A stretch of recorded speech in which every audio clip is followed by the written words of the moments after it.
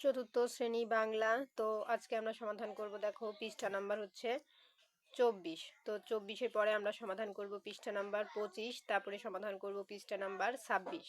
তারপর দেখো আছে পার্ট 6। তো পার্ট 6 আমি আরেকটি ভিডিওতে দেখাবো। তো আজকে আমরা পার্টের সমাধান করব। এই যে পার্ট 5-এ দেখো কি লেখা আছে, আমি তোমাদের দেখাই। এই দেখো পার্ট 5-এর নাম হচ্ছে জন্মেছে এই দেশে। তো এই জন্মেছে এই দেশে কবিতা থেকে আমরা সমাধান করব। আর এখানে আছে 1 নম্বরে আছে অর্থ জেনে নিতে। এখানে শব্দ আছে এবং শব্দের অর্থের উত্তরও দেওয়া আছে। আর আমরা সমাধান করব এই 1 নাম্বার থেকে, ঠিক আছে? তো চলো আমরা সমাধানটি শুরু করি এবং বলে রেখে চ্যানেলটি সাবস্ক্রাইব করে দিতে, কারণ সাবস্ক্রাইব করলে আমি ভিডিও আপলোড করলে অটোমেটিক তোমাদের ফোনে কিন্তু ভিডিওটি পৌঁছে যাবে। আর এটা কিন্তু আমার নতুন চ্যানেল। আমার আরও একটি চ্যানেল আছে, সেটা অনেক বড় চ্যানেল, আর এটা নতুন খুলেছি। তো সবাই এটা সাবস্ক্রাইব করে দিও। তো দেখো এখানে বলেছে কবিতা থেকে মিল শব্দ খুঁজি। তো এখানে বলেছে বেলা খেলা। তো আমরা এরকম কবিতা থেকে মিল শব্দ খুঁজে খুঁজে এখানে আরও অনেকগুলো শব্দ লিখবো। চলো উত্তরগুলো দেখে নিই। এই যে দেখো আমাদের উত্তর, বেলা খেলা, সুর মধুর, ভেসে দেশে, ভাষা আকাশ, গায়ে চায়। তো এগুলো কিন্তু আমরা মিল শব্দ খুঁজে লিখেছি। তারপরে দেখো আমাদের এটা কমপ্লিট 1 নাম্বার। এখন চলে যাব 2 নাম্বারে। দেখো 2 নাম্বারে আমাদের এখানে কি লেখা আছে।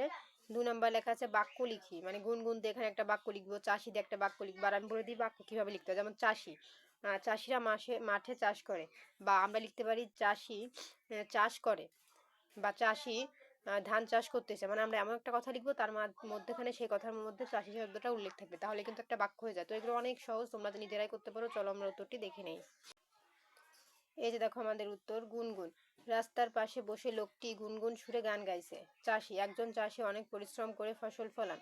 ক্লান্ত, অনেকক্ষণ হেঁটে ক্লান্ত হয়ে গেছি। সম্মান, গুরুজনদের সব সময় সম্মান করা উচিত।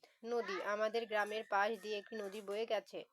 পথ, কিছুক্ষণ আগে এই পথ দিয়ে একটি মিছিল গেছে। তো এই ছিল কিন্তু আমাদের সমাধান।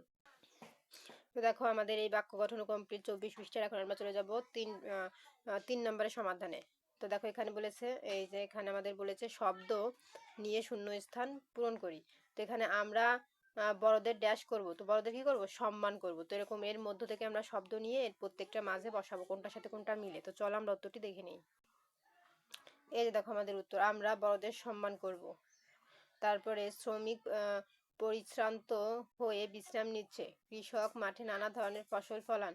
আকাশে সাদা মেঘের ভেলা ভেসে বেড়ায়। সিলেটেও ছোট বড় অনেক পাহাড় আছে। আমরা স্বাধীন দেশের নাগরিক। তো এগুলো হবে আমাদের উত্তর, ঠিক আছে? তো দেখো আমাদের এইগুলোর উত্তর কমপ্লিট। কোথায় কি বসবে আমি দেখিয়ে দিয়েছি। এখন আমরা চলে যাব 4 নম্বরে। 4 নম্বরে আমাদের বলেছে প্রশ্নের উত্তর বলিও লিখি। ক্লান্তি দূর করতে কৃষক কি করেন। তো এখানে ক থেকে ম পর্যন্ত প্রশ্ন আছে। চলো আমরা প্রশ্নগুলো পড়ি ও উত্তর দেখি। এই যে দেখো, ক্লান্তি দূর করতে কৃষক কি করেন। উত্তর, ক্লান্তি দূর করতে কৃষক কণ্ঠে সুর নিয়ে খেলা করেন, অর্থাৎ গান করেন। কবি কেন এদেশে মরতে চান। উত্তর, কবি এদেশে জন্মগ্রহণ করেছেন, তিনি এদেশের আলো বাতাসে বড় হয়েছেন, এদেশে তিনি অনেক ভালোবাসেন, তাই তিনি এদেশে মরতে চান। তারপরে দেখো আমাদের এখানে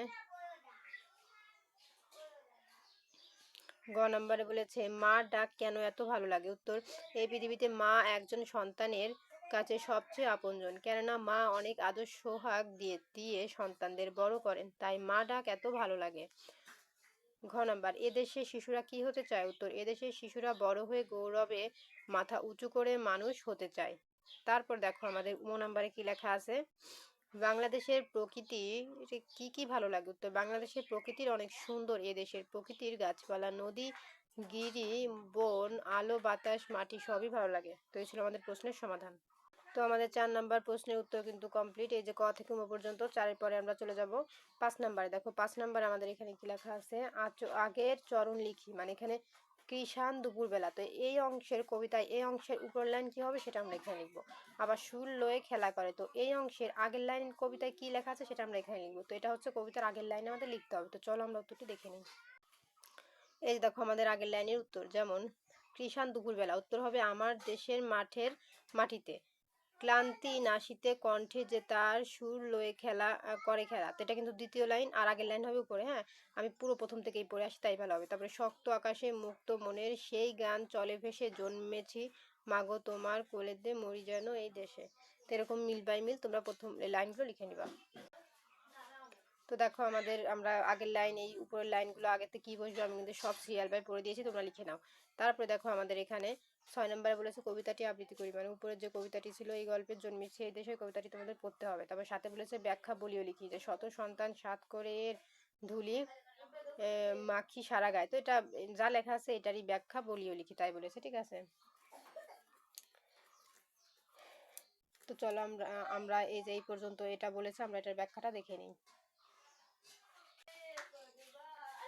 এই দেখো, এই দেখো আমাদের ব্যাখ্যা, এই ছিল আমাদের প্রশ্ন আর ব্যাখ্যা। যে তোমাদের এই উত্তর এখান থেকে লেখার দরকার নাই, তোমরা এই যে ব্যাখ্যা লিখবা, শুধু ব্যাখ্যা লিখবা যে যারা এদেশের সন্তান তারা এদেশকে অনেক ভালোবাসে, এদেশের মাঠঘাট গাছপালা নদী গিরি বন তাদের কাছে অনেক আনন্দের জায়গা, এদেশের ধুলি মাটিতে তারা গৌরবের সাথে বেড়ে উঠতে চায়, এই দেশে থেকেই তারা বড় হতে চায়, এদেশের গৌরব নিয়ে মানুষের মতো মানুষ হতে চায়। তোমরা শুধু এই ব্যাখ্যাটুকু লিখবা, আর এই মন্তব্য এইগুলো কিচ্ছু লেখার প্রয়োজন নেই, ঠিক আছে।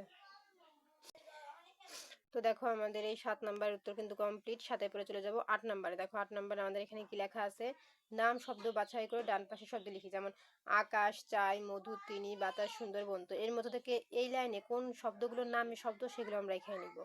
আবার এই দ্বিতীয় লাইনে যে শব্দগুলোর নাম সেটা আমরা বেছে বেছে এখানে লিখবো। আবার এই লাইনে যেগুলোর নাম শব্দ সেগুলো আমরা বেছে বেছে এখানে লিখবো।